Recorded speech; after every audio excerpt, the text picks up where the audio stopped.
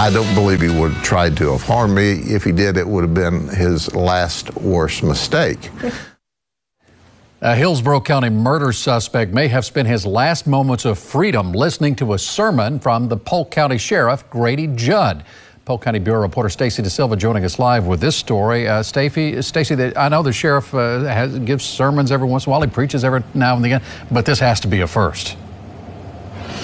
Yeah, and he's been in law enforcement for 50 years, and this is a first. The sheriff says he was speaking to a congregation Sunday, and his phone kept going off. He ignored it until the speech was over, and he was shocked to find out what had been going on. So that no one can say any of this. Inside a packed Green Pond Baptist Church in Polk City Sunday, Sheriff Grady Judd was spreading a message about morality and doing the right thing, not knowing somebody accused of doing a very wrong thing was listening. I continue to get cell phone is buzzing. Well, of course, I'm not going to stop in the middle of the sermon. Once his sermon was over, the sheriff saw what all the buzzing was about. Little did I know, my staff was trying to say, hey, there's a guy with a murder warrant in there with you. Polk County deputies had tracked 56-year-old John Skeen to the church. He was wanted for a murder in Ruskin 2 days earlier. Deputies in Hillsborough County say Skeen shot and killed a man at a home they were staying at while fishing. What I believe happened is he was going to come to church, rededicate his life with the minister, and then turn himself in to me.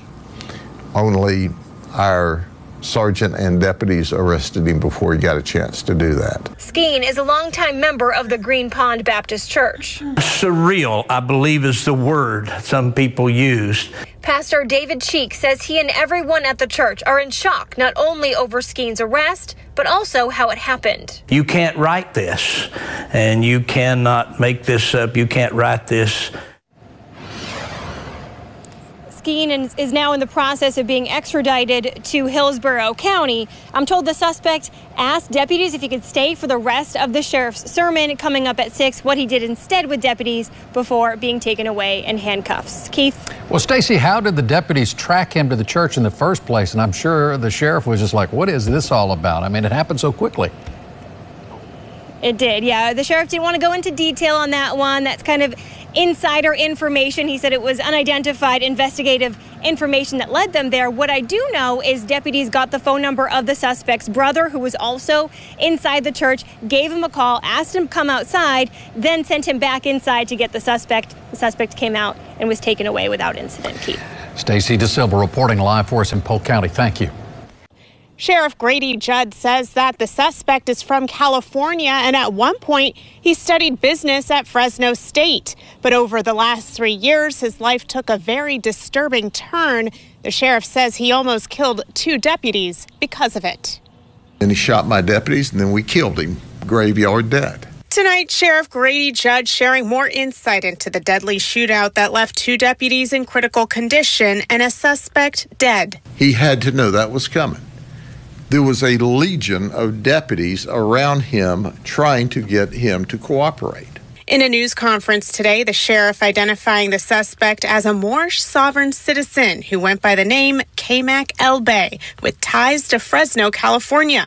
The sheriff says Elbey's radicalization increased over the last 3 years. These folks that are Moorish and some of these other citizens, as they call themselves, have been violent toward law enforcement. And then they give you a quote like, I am not subservient to the laws of the United States or the state of Florida. Deputies found Elbey in a car at a park after hours and tried to approach him, but he wouldn't cooperate. That's when his resistance to commands escalated to violence, shooting Deputy Craig Smith twice in the arm, striking Lieutenant Chad Anderson near his heart.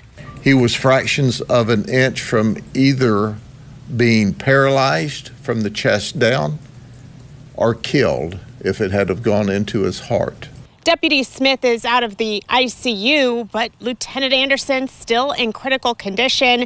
The sheriff says that the mother of the suspect plans to visit the deputies and apologize for her son's actions. In Polk County, Lenny Supal, 8 on your side. Jordan Engel is 18 years of age. We went to a disturbance He dated this 15-year-old girl.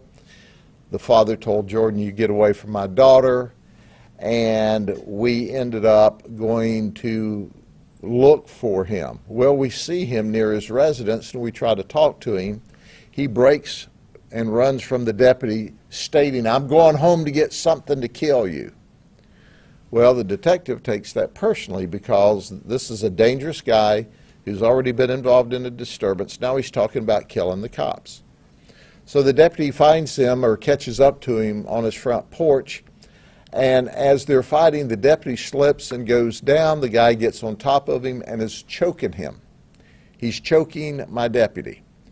The deputy gets out of the chokehold and is fighting with him.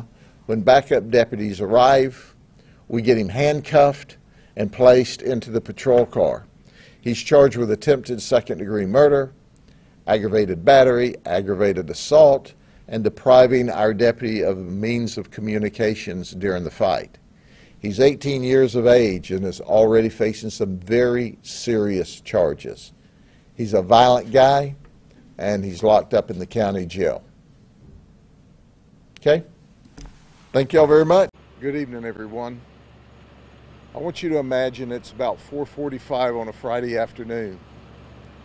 A little fella whose name I'm going to use because his parents gave me permission, Andres Martinez, pulls out of his driveway on his bicycle.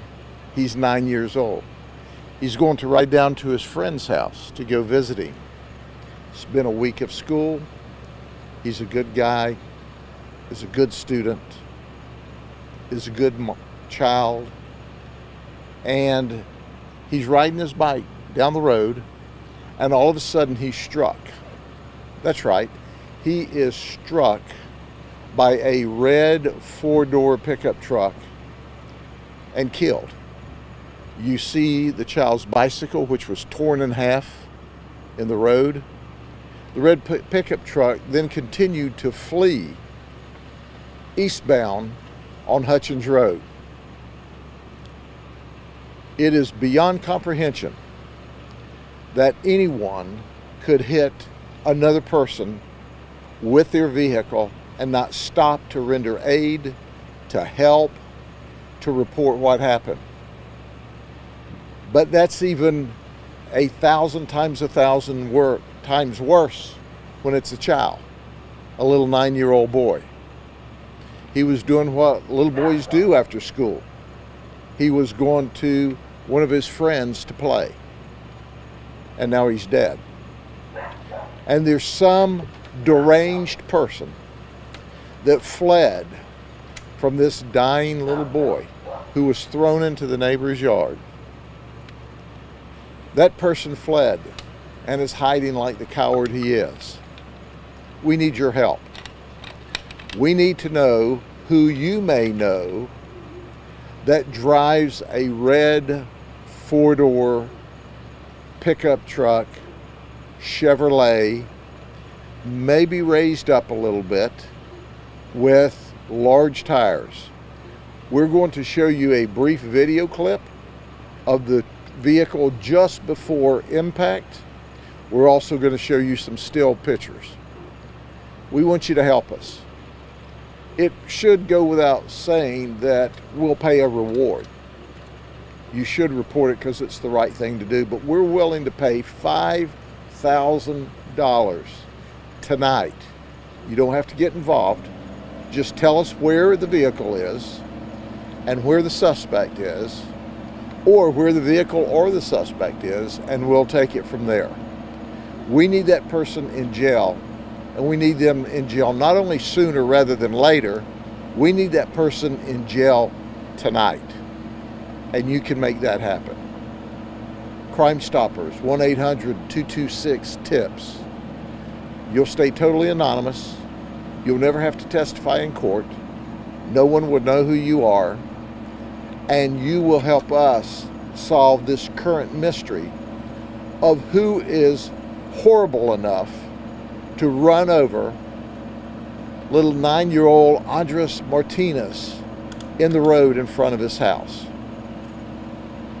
I would like to give you other details, but you know what I know. That's all of the information we have at this point in time. We'll release further information through our public information officer, and tonight our administrator, Terry Horseman's on call. Good night.